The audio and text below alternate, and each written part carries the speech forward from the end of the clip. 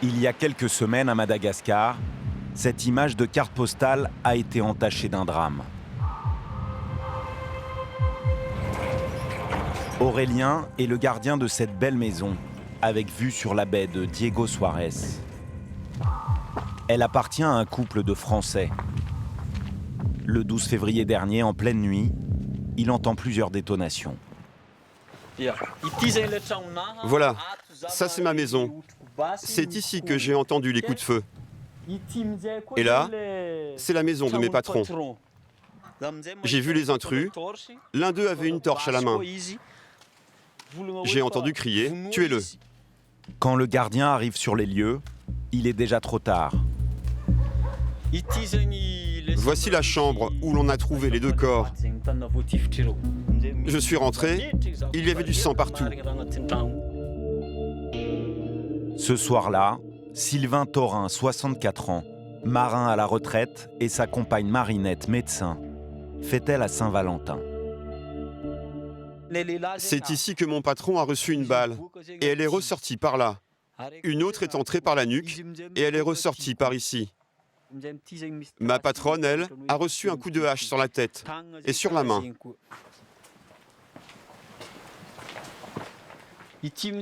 On a accroché au balcon les vêtements. En haut, c'est la serviette de madame. À côté, le pantalon de monsieur. Et en dessous, il y a aussi son pagne. Ici, on croit qu'on pourrait arrêter les coupables si on expose les vêtements que portaient les victimes à leur mort. Ce cambriolage meurtrier vient s'ajouter à une longue liste d'attaques de Français à Madagascar. L'île se trouve au sud-est de l'Afrique, à plus de 8500 km de la France. Ses plages de sable blanc, ses eaux turquoises et son soleil. 6500 Français y vivent toute l'année. Mais depuis un an, le joyau de l'océan Indien serait devenu l'île de tous les dangers pour les expatriés. Rien qu'en 2015, 8 Français ont été tués sur l'île dans des conditions similaires à Sylvain et Marinette. Des crimes toujours plus barbares qui plongent les résidents français dans la terreur. Tous les résidents sortent pratiquement plus, c'est quasiment banni, puisque le soir, tout le monde craint de rentrer chez soi et de retrouver des assaillants. Marinette et Sylvain, eux, n'avaient pas peur. D'ailleurs, ils venaient tout juste de démarrer une nouvelle vie.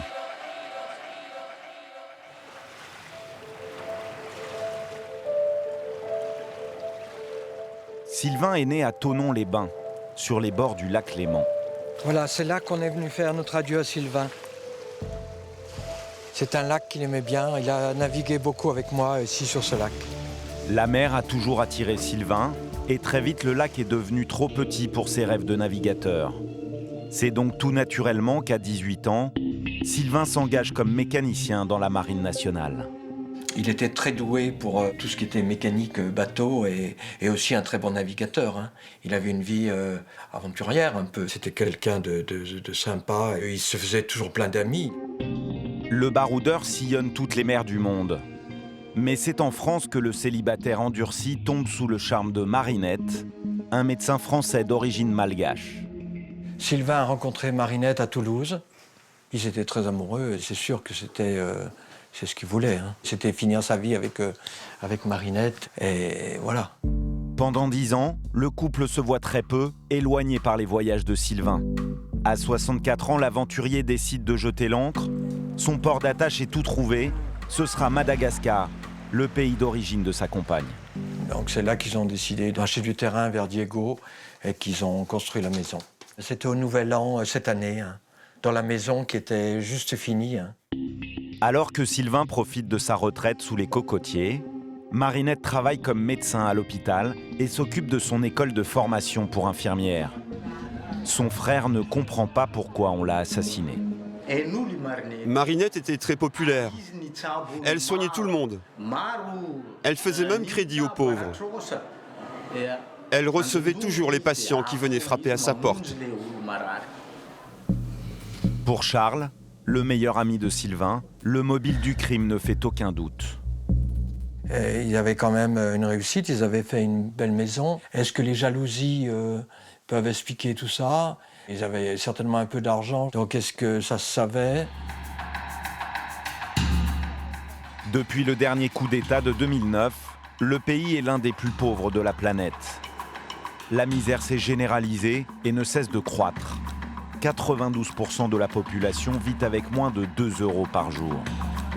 L'île est à l'agonie et elle connaît une recrudescence de cambriolages de plus en plus meurtriers et de plus en plus ciblés. Marc, militaire français à la retraite, est installé depuis 28 ans à Tananarive, la capitale de Madagascar. Ces derniers temps, il a vu la situation se dégrader. À partir du moment où on perd ses biens, bon, on reste en vie, c'est une chose. À partir du moment où on perd et sa vie et celle de sa famille, c'est autre chose. On est monté d'un cran, on va dire. Les cambriolages se faisaient, on va dire, plus gentiment. Bon, on bâillonnait les gens, on leur piquait leur téléphone, leurs biens, un peu d'argent, les bijoux, etc. Et maintenant, il peut y avoir, on va dire, le meurtre, quoi, la tuerie gratuite, quoi, barbare. C'est ce qui s'est passé à différents endroits dans l'île en 2015. Aujourd'hui, Marc, lui aussi, craint pour sa vie. J'ai un couple d'amis qui a été agressé et le couple est décédé. L'ancien consul que je connaissais bien de Fianarantsoa a été agressé, torturé et il a fini par être étranglé. Ça reste présent, très présent à l'esprit dans le sens où je suis peut-être le prochain sur la liste, quoi. Et ce qui n'est pas pour rassurer les expatriés. Sur les 8 meurtres de Français en 2015, aucun coupable n'a été interpellé. Il faut dire que les enquêtes à Madagascar tournent souvent court. Ce jour-là, accompagné d'un ami de Sylvain et Marinette, nous avons pu assister aux constatations effectuées par la police sur la scène du crime. Monsieur, bonjour. Chargé de la police judiciaire. Moi, je suis un ami du couple. Ah, bon. Je m'appelle Marinette et M. Turin. Voilà, je mangeais avec eux 15 jours avant. Et... Je peux vous poser une question? Oui. Ne filmez s'il vous plaît, monsieur. Oui. On a entendu parler de 3 individus qui auraient été appréhendés sur les 4. Est-ce que c'est vrai? C'est la gendarmerie qui est chargée de l'affaire. Nous, la police, subsidiairement, nous amenons une enquête parallèle. Donc, vous demandez, vous adressez ces messieurs. Parfait. Je vous remercie. Je vous en prie. Donc vous avez entendu la question. Il faut mieux aller directement au responsable de l'enquête. Personne ne communique sur une enquête en cours. Jusque-là, rien d'anormal. Par contre, nous sommes surpris de voir qu'une demi-heure plus tard, certains enquêteurs font la sieste sur les lieux du crime. L'ami du couple n'en revient pas. On ne voit pas beaucoup de mobilisation au niveau des enquêtes de police et encore moins de résultats. Il faut dire qu'à Madagascar, selon la procureure en charge de l'affaire, la police manque de tout. On est en train de faire les investigations nécessaires pour attraper les malfrats. On commence à avoir des pistes, mais c'est difficile. Comme nous manquons de moyens, il n'y a pas de matériel pour la police scientifique. Alors comment vous faites pour trouver des coupables? Avec le moyen du bord. Mais ce ne serait pas la seule raison du manque de résultats des enquêteurs. Un mal bien plus préoccupant rongerait le pays, selon un expatrié français que nous avons pu contacter. Tout le monde le sait, chez les Malgaches, mais ici, il ne faut pas d'enquête, ils s'arrangent entre eux, la police. Ils sont intouchables ici, la police ou la gendarmerie. Les premiers corrompus, c'est la gendarmerie, après c'est la justice et après c'est la police. Le salaire d'un policier tourne autour de 150 €, alors certains arrondiraient leur fin de mois en s'improvisant loueurs. Qui c'est qui a la Kalachnikov ici? C'est la police, la gendarmerie et l'armée. Pour le week-end, il alloue à des truands pour faire des coups aussi. Ici, on donne 100 000 arias à un mec, il tue quelqu'un, hein, ça fait 30 €. La vie n'a aucune valeur ici, alors ils s'en foutent. Hein. La situation n'est pas prête de s'arranger. Sur la liste des pays les plus pauvres du monde, Madagascar serait passé de la 5e à la 3e position. Un classement qui a fait peur à la clientèle française de Francis, commerçant à Diego Suarez. Au niveau des Français, ça ne s'était jamais produit, bien entendu. On n'avait jamais eu ce phénomène d'insécurité. C'est nouveau. On est en train de s'enliser petit à petit dans un chaos que l'on ne connaissait pas. Il y a énormément d'Européens qui, aujourd'hui, ne pensent qu'à une chose, c'est quitter la ville, quoi. Selon l'ambassade de France, 7% des Français ont quitté le pays. Pour les autres, une seule solution, se barricader. À Tananarive, la capitale, nous retrouvons Marc. Pour lui, hors de question de quitter l'île Rouge. L'insécurité, il en a fait son business. Système d'alarme, barbelés, clôtures électriques ou portes blindées. L'homme transforme les maisons d'expatriés en bunkers imprenables. Voilà un exemple de maison très sécurisée où on a des barbelés, une caméra PTZ qui tourne sur 360 degrés. Ça, c'est des équipements qui sont commercialisés dans le pays depuis 4 ou 5 ans. Marc nous emmène dans un lotissement plutôt huppé pour expatriés, au cœur de la capitale. Pas moins de 3 barrières et 2 postes de garde en protègent l'accès.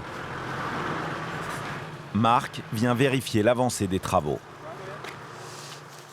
Bon, ici, on va voir quelques petits soucis. Il y a énormément de végétation. Ça, c'est un point négatif, on va dire. C'est-à-dire qu'il va y avoir des grilles.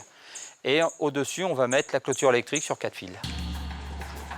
Et au cas où cela ne suffirait pas, Marc a prévu une panic room, une chambre forte tout aménagée où les propriétaires peuvent se réfugier en cas d'attaque. Voilà, ça c'est la panic room. Donc là, c'est la partie couchage où on peut s'isoler complètement. Alors ici, on a une porte blindée, donc avec trois énormes charnières placées à l'intérieur, donc on ne peut pas couper de l'extérieur. Il y a plusieurs chambres, il y a les commodités, il y a une salle de bain, et ça permet d'attendre l'arrivée des secours et des forces de police. Malheureusement, la maison de Marinette et Sylvain ne possédait pas de tel système de sécurité. En France, Charles espère que le meurtre de son meilleur ami et de sa compagne ne restera pas, pour une fois, impuni. On aimerait beaucoup que cette enquête, que des gens soient arrêtés, que ce pays montre quand même qu'il y a une justice qui existe, ça c'est très important pour nous, qu'on sache exactement qui sont les coupables, bien sûr.